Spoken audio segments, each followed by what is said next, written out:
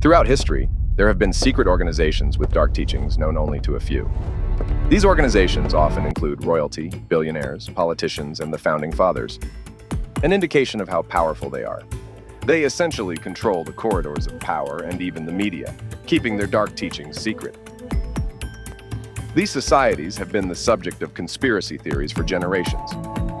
But are they as bad as they seem? Today, we expose the dark teachings of some secret organizations such as the Freemasons, the Order of Skull and Bones, the Rosicrucians, and the Illuminati.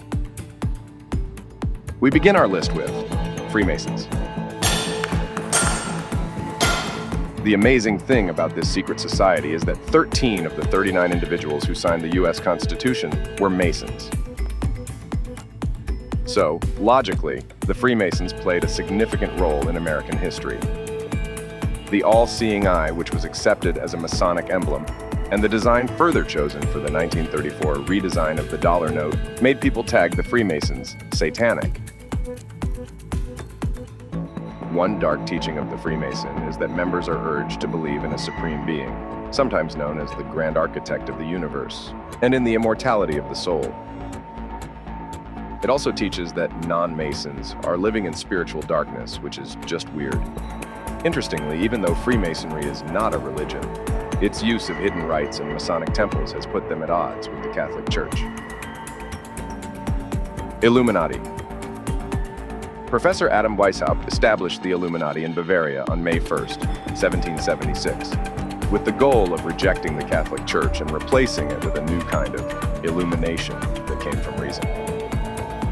To create his doctrine, he also often referenced the concepts of the Jesuits and the Freemasons, and even had to break into Masonic lodges to recruit some of the most powerful and wealthy persons in Europe. Trust me, this method worked, gathering more than 2,000 members.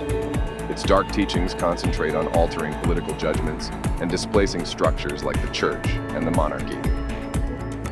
The Illuminati did employ rituals, most of which are still a mystery. One such ceremony requires them to compile a list of their weaknesses and divulge the identities of any enemies they may have. Well, while you're trying to figure out what they do with those names, let's switch focus to the Order of Skull and Bones. William Huntington Russell, the creator of Skull and Bones, drew inspiration from a strange club he had visited in Germany.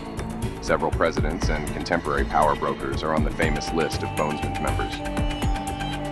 What was quite intriguing back then was that every year, 15 Yale seniors are chosen to become members of Skull and Bones through the events that take place in the Tomb, the windowless meeting room where Bonesmen get together twice a week. Appropriately, a skull with 2 crossbones is the emblem of the Skull and Bones Society.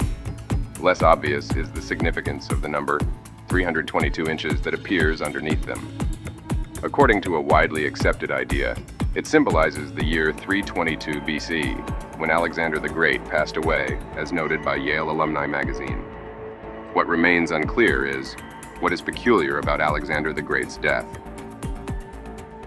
Next up is the Rosicrucians.